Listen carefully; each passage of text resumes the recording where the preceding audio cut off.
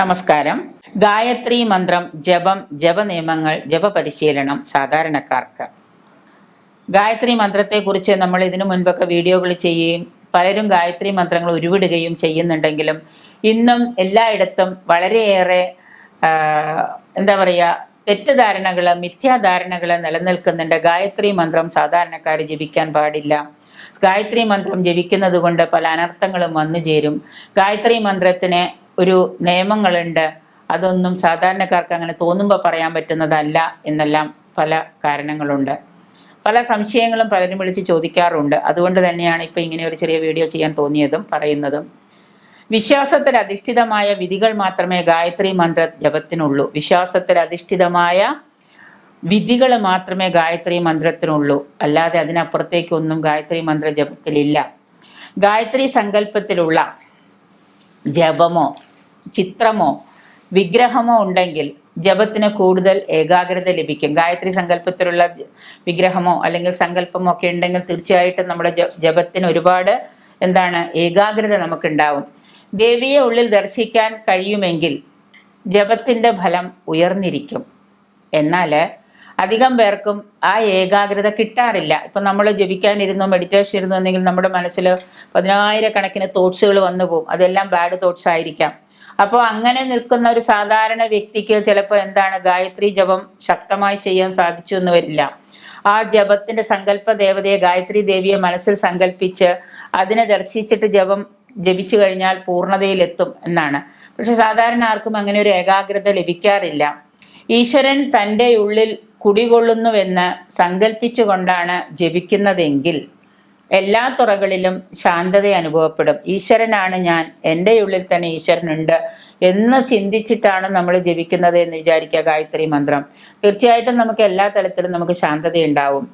അത് ഏകാഗ്രതയോടെ തന്നെ ജപം തുടരാൻ ശ്രമിക്കുകയും വേണം. ഏകാഗ്രത ഉണ്ടെന്ന് പലരും പറയാറുണ്ടെങ്കിലും അതിന് കഴിയാറില്ലെന്നതാണ് വാസ്തവം. പലരും പറയും എനിക്ക് നല്ല ഏകാഗ്രതയുണ്ട്, പക്ഷെ കണ്ണടച്ച് മനസ്സിലേക്ക് നോക്കുമ്പോഴേക്കും നമ്മുടെ മനസ്സിൽ 10,000 ചിന്തകൾ വരും. അതിൽ വേണ്ടാത്ത കുറേ ചിന്തകൾ ഉണ്ടാവാം. എന്തൊക്കെയോ കാര്യങ്ങൾ നമ്മളിങ്ങനെ ഓടി മനസ്സിലേക്ക് വരാം. ഏകാഗ്രത അവിടെ കിട്ടുന്നില്ല നമുക്ക്. ഗായത്രി മന്ത്രം ഓരോ തവണയും പൂർണ്ണമായി ജപിക്കുന്നതാണ് എളുപ്പമാർഗം. അതീവ ശ്രദ്ധയോടെയും ഏകാഗ്രതയോടെയും പ്രഭാതത്തിൽ 108 തവണ 108 ഉരു ജപിക്കാനായാൽ ആത്മീയ തലത്തിലും ഭൗതിക തലത്തിലും വിജയവും ശാന്തിയും ലഭിക്കും. മന്ത്രസംഖ്യ തെറ്റാതിരിക്കാനായിട്ട് ജപമാലയോ മറ്റു ഉപാധികളോ നമുക്ക് സ്വീകരിക്കാം. പല ഉപാധികളുണ്ട് നമുക്ക്. അത് എങ്ങനെ വേണമെങ്കിലും നമുക്ക് സ്വീകരിക്കാം.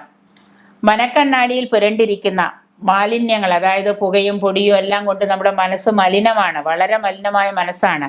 അപ്പം നമ്മുടെ മനക്കണ്ണാടി നിറച്ച് പൊടി അഴുക്കുകയാണ്. അത് തുടച്ച് വൃത്തിയാക്കണം. തൊട്ട് മുൻപിലേക്ക് നോക്കുമ്പോൾ ഉള്ള ഗ്ലാസ്സിൽ നിറച്ച് അഴുക്കാണെങ്കിൽ അത് തുടച്ചാലേ പുറത്തേക്ക് നല്ലോണം കാണാൻ പറ്റുള്ളൂ. അതുപോലെ നമ്മുടെ മനക്കണ്ണാടിയിൽ പുരണ്ടിരിക്കുന്ന പൊടിയും പുകയും മാലിന്യവുമെല്ലാം ഗായത്രി മന്ത്രത്തിൻ്റെ പ്രഭ കൊണ്ട് തുടച്ചു നീക്കപ്പെടുമെന്നാണ് പറയുന്നത്. ബുദ്ധിയുണർന്ന് പരമമായ സത്യം പ്രകാശം പരത്തും നമുക്ക് ഗായത്രി മന്ത്ര ജപം കൊണ്ട്.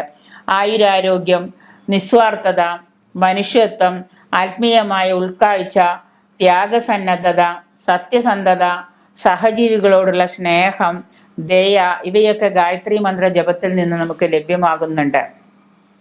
അപ്പം പിന്നെ എന്തുകൊണ്ട് സാധാരണക്കാർക്ക് ഇത് ജപിച്ചുകൂടാം? അനുകൂല ഫലങ്ങളാണ് ഈ ഗായത്രി മന്ത്രത്തിൻ്റെ ജപം കൊണ്ട് നമുക്ക് കിട്ടുന്നത്. കൂടാതെ തന്നെ ശാന്തി, സമാധാനം, സന്തോഷം, ആനന്ദം ഇവയൊക്കെ നമുക്ക് ലഭ്യമാകുന്നു ഈ ഗായത്രി മന്ത്ര ജപം കൊണ്ട്. ജപനിയമങ്ങൾ അർത്ഥമറിഞ്ഞും സത്യം ഉൾക്കൊണ്ടും വേണം ചൊല്ലാൻ. ജപനിയമങ്ങൾ എന്ന് പറഞ്ഞാൽ അർത്ഥമറിഞ്ഞും സത്യം ഉൾക്കൊണ്ടും വേണം ഗായത്രി മന്ത്രം ചൊല്ലേണ്ടത്. മന്ത്രം ചൊല്ലാൻ ആരംഭിക്കുന്നതിന് മുൻപ് ഋഷിയും ഛന്ദസ്സും ദേവതയും സ്തുതിക്കപ്പെടണം.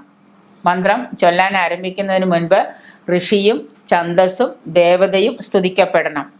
വിശ്വാമിത്ര ഋഷിഹ ഗായത്രി ഛന്ദഃ സവിതാ ദേവത. ഋഷി വിശ്വാമിത്രനെ സങ്കല്പിച്ച് വേണം പ്രണമിക്കേണ്ടത്. വിശ്വാമിത്ര ഋഷി, ഗായത്രി ഛന്ദഃ, സവിത ദേവത. ഋഷി വിശ്വാമിത്രനെ സങ്കല്പിച്ചാണ് നമ്മൾ എന്ത് ചെയ്യേണ്ടത്? ഗായത്രി മന്ത്രം ജപിക്കേണ്ടത്. മന്ത്രത്തിന് മുമ്പ് ഗായത്രി ദേവി രൂപത്തെയോ സവിതാവിനെയോ ഉള്ളിൽ പ്രതിഷ്ഠിക്കണം. മന്ത്രം താളാത്മകമായി വേണം ചൊല്ലേണ്ടത്. യോഗ്യനായ ഒരു ആചാര്യനിൽ നിന്നും സ്വീകരിക്കുകയോ മനസ്സിലാക്കുകയോ ചെയ്യുന്നത് വളരെ ഉത്തമമാണ്. വ്യക്തതയോടെയാണ് മന്ത്രം ജപിക്കേണ്ടത്. വാക്കുകൾ സ്ഫുടമായിരിക്കണം, വ്യക്തതയുണ്ടായിരിക്കണം. ഉറക്കെയും ജപിക്കാം. ശരിയായ ഉച്ചാരണം, ആരോഹണ അവരോഹണങ്ങൾ, വിരാമങ്ങൾ, കുത്ത് കോമയൊക്കെ ഉണ്ടെങ്കിൽ അത് എന്നിവയെല്ലാം ശ്രദ്ധിക്കണം.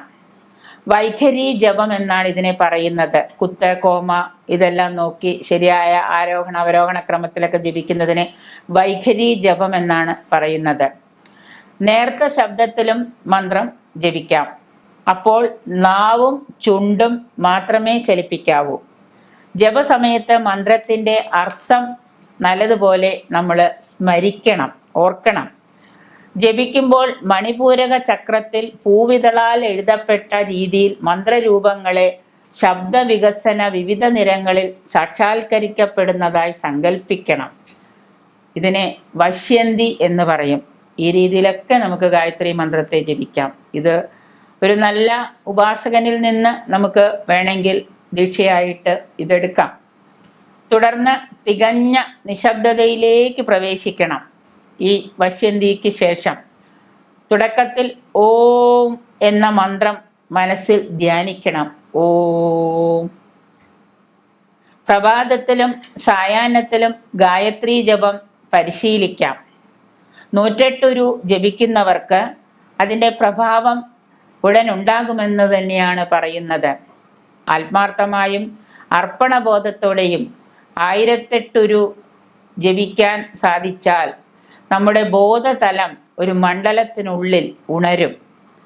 അതീവ രഹസ്യങ്ങളെന്ന് വിശേഷിപ്പിക്കപ്പെടുന്ന ഗായത്രി ജപഫലങ്ങളെപ്പറ്റി ദേവി ഭാഗവതത്തിൻ്റെ 11-ാം അധ്യായം വിശദമാക്കുന്നുണ്ട്. ഇതിനെക്കുറിച്ച് സംശയമുള്ളവർ ഗായത്രി സയൻസ് എന്ന് പറയുന്ന ബുക്കുണ്ട്, ബുദ്ധി ഉണർത്താൻ ഗായത്രി സയൻസ്. അല്ലെങ്കിൽ ദേവി ഭാഗവതത്തിലെ 11-ാം അധ്യായത്തിലും ഈ ഗായത്രി എങ്ങനെയാണ് ജപിക്കേണ്ടത്, ജപശീലനങ്ങളും ജപപരിശീലനങ്ങളും സാധാരണക്കാർ ഇത് എങ്ങനെ ജപിക്കണം എന്നൊക്കെ പറയുന്നുണ്ട്.